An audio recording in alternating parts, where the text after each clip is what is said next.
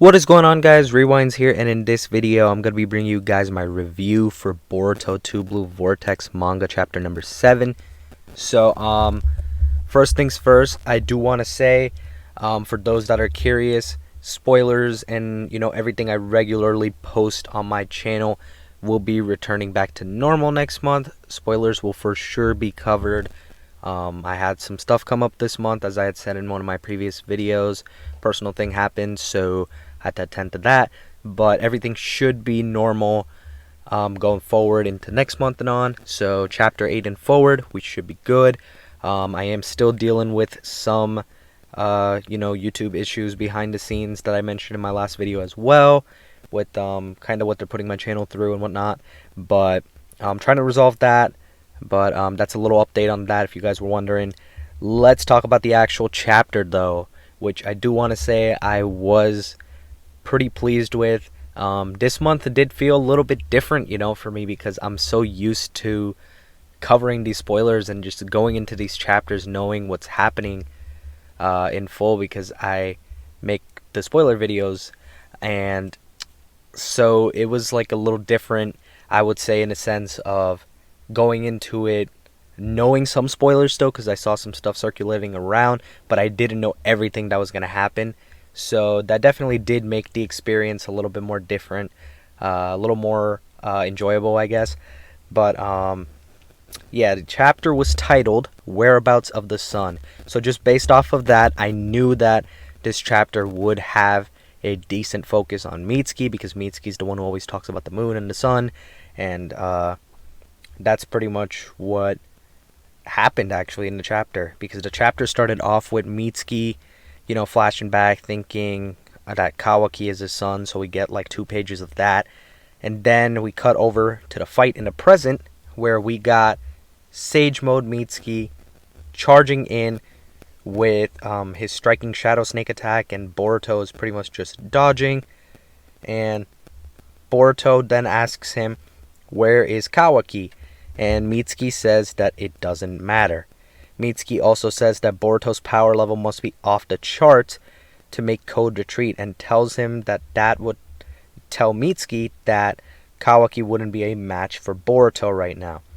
And then Boruto responds to that statement by saying if Kawaki doesn't stand a chance against him, that neither does Mitsuki. So he insults Mitsuki and kind of just hits him with what turns out to be the truth, but he lets him know that. Mitsuki says, though, in response, that now that Kawaki isn't around, he can stop deferring his power and let loose now. So pretty much this is implying that Mitsuki's trying to claim that, he's had this hidden power that he hasn't shown Kawaki, or shown around in front of Kawaki, because he's been, trying to make it seem like for Kawaki that Kawaki is stronger. So this is making me wonder, though, if by some chance Mitsuki in the Sage Mode at his peak is stronger than Kawaki. Makes me wonder, like, if Kawaki really even got a power up at all during this time skip span, Perhaps he stayed the same, perhaps he got slightly stronger, maybe he even became, a little more soft. But just based off how things are going, if I'm comparing parallels, it seems like Kawaki got more of a Naruto kind of time skip, where he didn't jump in power as much as the other side, which, in the original was Sasuke, and then here in this case it's Boruto, and Boruto has taken a tremendous leap in power. So this is some interesting stuff when you compare the parallel of the two. So that likely means, though, that Kawaki is probably gonna keep getting stronger throughout the duration of 2 Blue Vortex and slowly start catching up to Boruto, if the pattern follows. So that's what I'm thinking on that. But I do believe that, they decided to hit Kawaki with one of those Naruto kinds of time skip.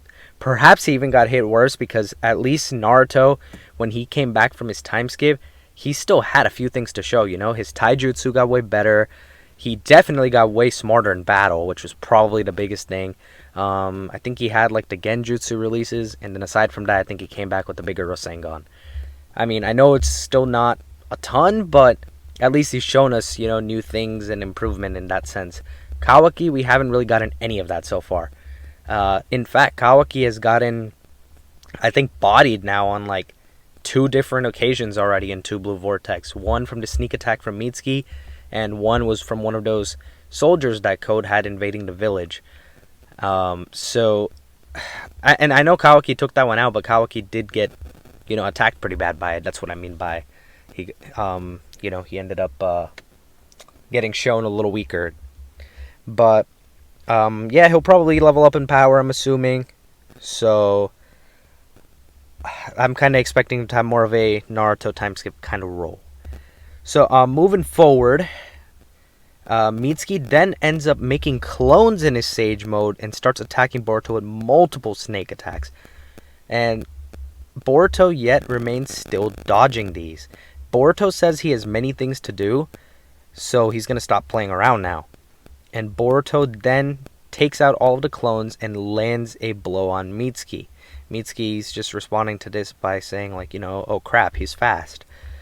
We then actually end up getting a really cool page where we have a lightning style clash panel, and they make it seem like it was even and that there's a lot of smoke and everything like that, but in reality Boruto just uses the smoke screen as a moment to charge at Mitsuki with the sword, and he ends up landing that right by his neck, which leads to Mitsuki's defeat.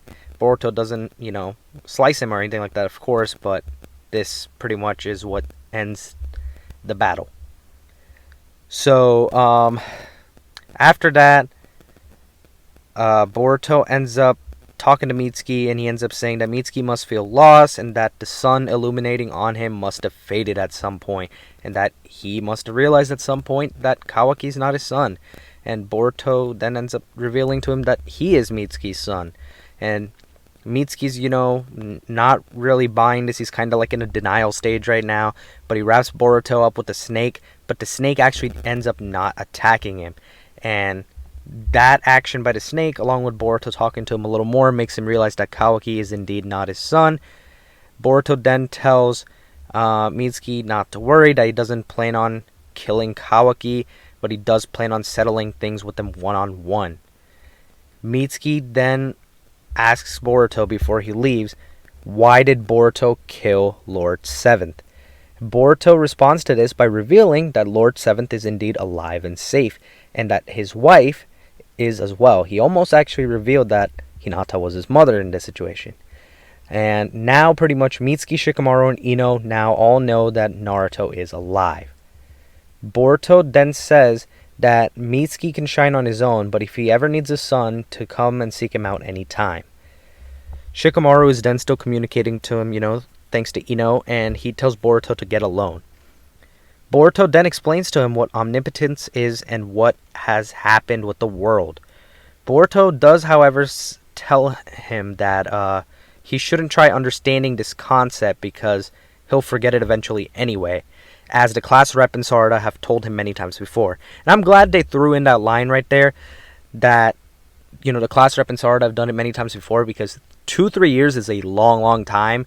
Like, you would think that, Sarada and Sumire would have convinced him by now, but this makes so much more sense. Even though they had said before that omnipotence makes, people oblivious, and that has been the case. However, I do think that this is a good addition to add on, that, maybe they were told about this multiple other times, but they just can't seem to remember it because of the power of it. It makes you forget. Boruto does end up telling him after, though, that he just needs Shikamaru to trust that Kawaki and him switch places without any proof. Shikamaru asks Boruto how can they reverse this. And then Boruto says that he doesn't think that they can, and even if that they could, that it wouldn't resolve both his and Kawaki's issues with each other. Shikamaru tells Boruto that he should want to kill Kawaki and rescue Naruto, but Boruto responds to this by saying he doesn't want to kill him, just slug him around a bit and then make up with him. So this reveals Boruto's intentions. A lot of people did think Boruto was going to come into this time skip part, really pissed off at Kawaki for what he did, and was just going to want his revenge and kill him. But it doesn't seem like Boruto's interested in the killing idea, at least not at the moment. And seems like he just wants to find a way to work things out with Kawaki. So this is, more like a father-like-son situation, kind of how Naruto was in Sasuke in that sense, with Sasuke in that sense. So, yeah, seems like that's the route Boruto wants to go. But perhaps this doesn't mean that Kawaki won't end up dying later on. Kawaki could still end up having a sacrifice moment, or maybe Boruto will be resorting to killing him. You never know with how they're going to end up writing this down the line. So, going forward after that, Shikamaru, says alright to what Boruto says, but he also says that he'd like to avoid having Kawaki feeling cornered for now, and won't expose him just yet about the Hokage truth. But that does also mean that Boruto would have to remain a fugitive for now. So he does make that clear to him, and Boruto says, yeah, that's about what I expected. So pretty much we're near the end of the chapter now, and we get a glimpse at Jorah, who is reading books and saying that he's learning a lot, but none of the books seem to be answering his questions that he's seeking. I don't know what his questions are, but he does end up saying that he wants to pay a visit to Naruto Uzumaki now. So now that that's happening, it seems like we may get things moving next chapter or the one after that. Jorah might make his move on Naruto, and if that's the case, Kawaki is going to be involved too, trying to save him, and eventually I'm sure Boruto is going to get back in the scene as well. But all in all, I want to say I really enjoyed the chapter. It was a really good to great chapter overall. Really solid stuff. Still not a bad chapter yet at all of Boruto 2 Blue Vortex. Every chapter has been really good or above in my opinion, and I'm gonna give this one an 8.5 out of 10. Really solid, great stuff, and hopefully to continue the trend going forward. I'm definitely excited to read next month's chapters, and to be covering the spoilers again and whatnot. But that's going to wrap up my review. Definitely let me know what you guys thought of the chapter in the comments below. And as always, if you guys did enjoy the video, be sure to hit the like button and subscribe to my channel if you guys are new. And as always, I hope you guys have a good day or night whenever you guys are watching this video. I'm Rewinds, and I'm out.